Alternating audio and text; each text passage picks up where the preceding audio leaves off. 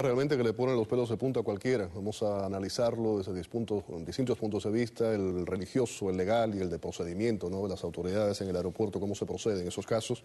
Y para eso me acompaña José Montoya. José Montoya es sacerdote Lucumí Changó Eyeife, máximo sacerdote general. Muy buenas noches, gracias. Gracias por acompañarnos. Y Héctor Schubert, él es investigador de la Oficina del Defensor Público de Miami-Dade y ex investigador especial de aduanas, específicamente. Comienzo con usted, Montoya. Esto ocurre más de lo que pensamos, ese tipo de trasiego ocurre con frecuencia. Sí, eso ocurre con frecuencia, pero yo lo tengo considerado que es una cuestión de falta de cultura en lo que es la ley de la sociedad norteamericana. Falta de conocimiento de la ley americana. De la ley americana, porque en Cuba, yo estaba viendo reportajes y dice que allá en Cuba no es permitido y en Cuba no se meten en esas cosas. No se meterán, pero si me perdona, porque yo vi que usted ayer en el noticiero hizo una declaración y yo estuve buscando el artículo 188, se lo voy a leer exactamente lo que dice.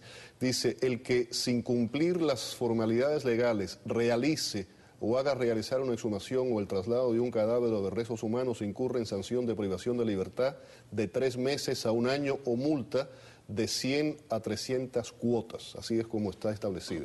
Existe, por lo que yo pude averiguar en el Código Penal cubano, ahora que se ponga en práctica o no, eso ya es otra cosa. No, o que se crean las leyes cubanas.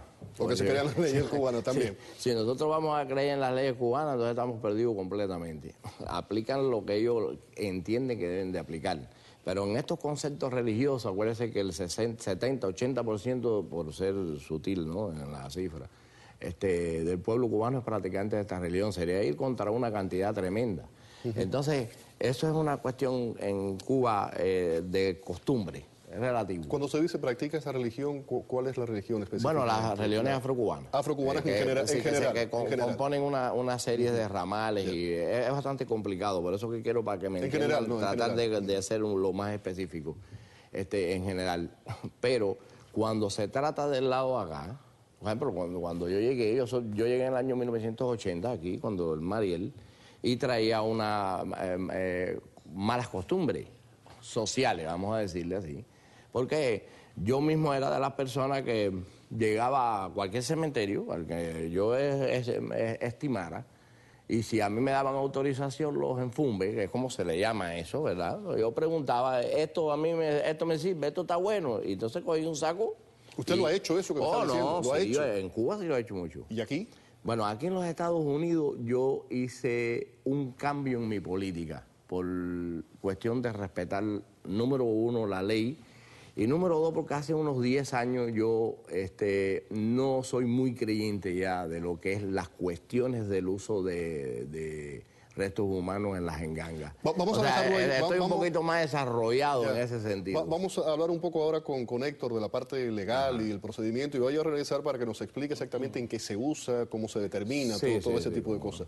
Héctor, buenas noches. Buenas noches. Cuéntanos, trabajaste en aduanas, ese tipo de hallazgo, ¿cómo los entrenan a ustedes a manejar eso? Bueno, mira, primero que nada, aquí en Miami específicamente, un inspector de mucha notoriedad, que llegó a tener notoriedad a nivel nacional y más allá de las fronteras de nuestro país, Prósperos Ellis, un panameño, creó un programa aquí en el aeropuerto de Miami en 1981, por el cual pasaban gran mayoría de los inspectores que querían ser parte de este equipo especial. El equipo especial se llamaba los Rovers, ¿ok?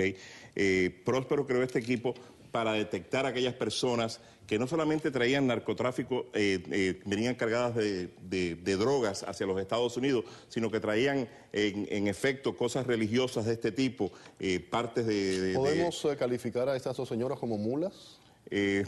Bueno, son una especie de mulas, una especie, ¿no?, de mulas, sí, pero claro. En este caso en particular, para serte honesto, yo en este caso en particular, después de haber hecho varias llamadas y haber hablado con varias personas, creo que probablemente hasta estas personas, estas dos mujeres no sabían ni lo que traían. ¿Crees eso realmente? Yo honestamente sí lo creo. ¿Usted también lo cree así, Montoya? No lo creo tanto así. ¿No? Difiere un poquitico de eso, en el sentido de, no quiere decir que no ocurra lo que dice acá el caballero. Hay personas que, por ejemplo, camuflean los restos dentro de un recipiente sellado Y entonces la persona puede creer que trae un objeto religioso, pero no sabe lo que trae adentro, como el caballito de San Vicente. Que... Yo después te voy a explicar el por qué yo creo que... Sí. Vaya, pero déjame explicarte. Próspero creó este equipo, los Rovers, ¿ok? Y precisamente en este caso en particular, estas dos personas, y es una de las razones por las que me lleva a creer de que no sabían lo que traían, pasaron por el aeropuerto de Fort Lauderdale, no fueron las autoridades aduanales las que descubrieron que traían ¿Quién lo descubre y por qué? Después que pasan por la aduana, iban a tomar un segundo vuelo hacia Baltimore, y es cuando precisamente están pasando por lo que se conoce como TSA, que son los oficiales federales que revisan las maletas. A uno de estos oficiales se le cae una de estas ollas de barro, ¿no? Sí. Podríamos llamarle ollas de barro. Se rompe y es donde encuentran la tierra. Esto venía dentro de una olla de barro. Dentro de una olla de barro donde encuentran entonces la tierra y los restos humanos. No es preocupante ahora, en medio de los actos de terrorismo. El otro día tú mismo aquí en el programa trajiste una olla de presión y nos enseñaste en 2 segundos cómo se puede hacer una bomba casera. Correcto. Que se haya burlado la seguridad de esa forma. Sin duda alguna, se burló la seguridad, pero estas personas pasaron por la seguridad, pasaron por la aduana, pasaron por el equipo de los Rovers, porque si estas personas en ese momento hubieran estado nerviosas, porque obviamente traían contrabando, se mandan a lo que se conoce como secondary o secundario, una inspección más detallada, que es donde se hubiera podido encontrar, estas autoridades de aduana hubieran podido encontrar estas ollas, la hubieran pasado por un X-ray machine, una máquina de X-ray que hubiera identificado lo que ahí adentro había algo y se hubiera roto esta olla. Pero era cuando iban a tomar un vuelo hacia Baltimore, cuando se cae una de estas ollas donde se encuentran estos cuerpos humanos, lo cual, por cierto, es ilegal traer al país. Ahí vamos ahora con las penas que pueden cumplir estas personas. Ahora, si yo voy a mirar esto desde la parte religiosa. Claro. Ya como religioso, no como una persona que estoy tratando un tema social. Entonces, el señor que habla acá, el caballero, no entiende entonces cuáles son las reglas de nuestra religión. ¿Cuáles son? Entonces, este caso, cuando usted va a trasladar una enganga, un inquisa, como se le nombre, la persona que lo va a trasladar tiene que ser una persona escogida. Y en este caso las mujeres tienen muchas limitaciones. O sea, usted me está diciendo que esas 2 señoras fueron personas escogidas. Tienen que ser, si esto es una enganga, que yo le he estado analizando, le he acercado la fotografía, la he analizado, y yo creía que era mentira, que era tráfico, pero tiene una apariencia de ser un endoqui o un madre agua. Y todo agua. ese tema que se habla de la maldición, de que puede caer una maldición, ¿cómo es eso? ¿Usted cree en eso realmente? No en sí. Lo que sucede es que cuando usted abre un fundamento y no es la persona que está autorizada para hacerlo, puede ese fundamento perder su fuerza espiritual. No es que le caiga una maldición y le va a ¿Cuánto cuesta? ¿Cuánto cuesta un cráneo, esos huesos, dientes? ¿Cuánto puede costar? ¿A dónde? ¿En los Estados Unidos? O en Cuba, en Cuba. Va en dependencia. Vamos a suponer que ahora yo quiera traer un varón fuerte de Haití. ¿Qué quiere decir una persona que sea un sacerdote de lo que es el vudú. Eso se le llama un fundamento pero fuerte. Ahí se montaría. ¿Cuánto cuesta eso? Pues, imagínese usted. Puede costar cualquier cosa.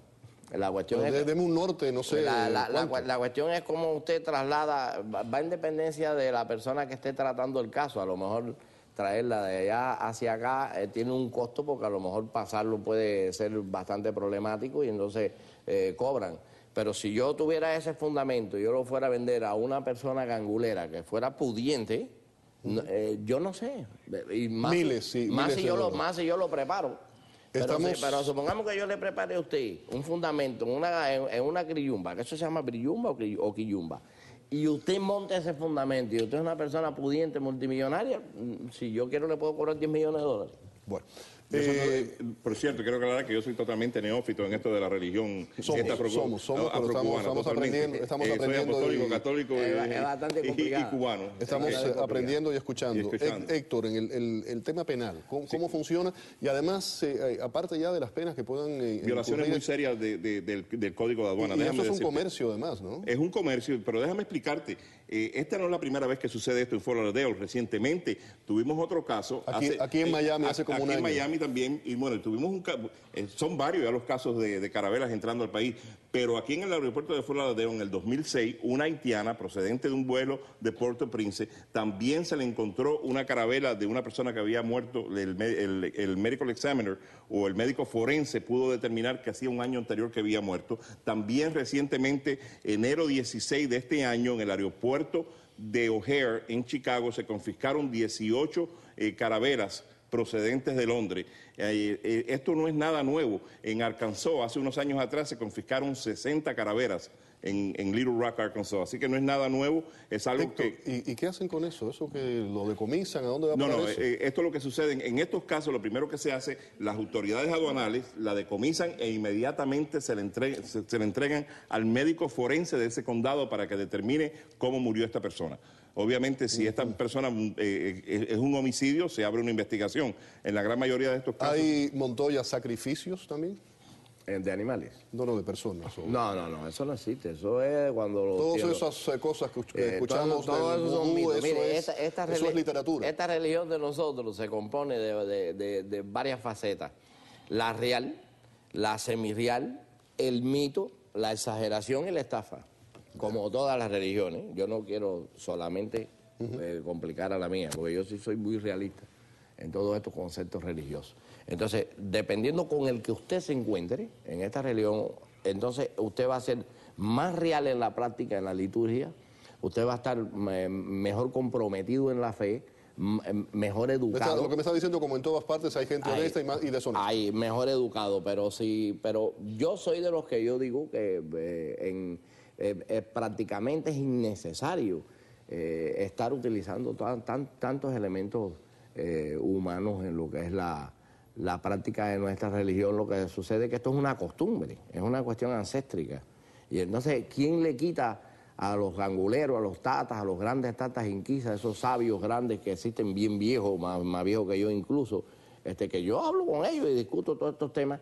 Pero ¿quién les quita que no tienes que montar un fundamento en una quillumba, que es una cabeza? Tengo que irme. Le agradezco mucho, Montoya, que haya estado con nosotros en el programa, toda su explicación desde el ángulo religioso también. Héctor. Gracias a ti, Félix, por la invitación. Muchísimas gracias.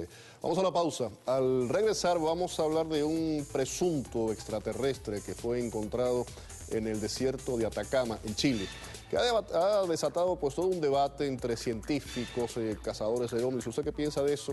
Volvemos con la información.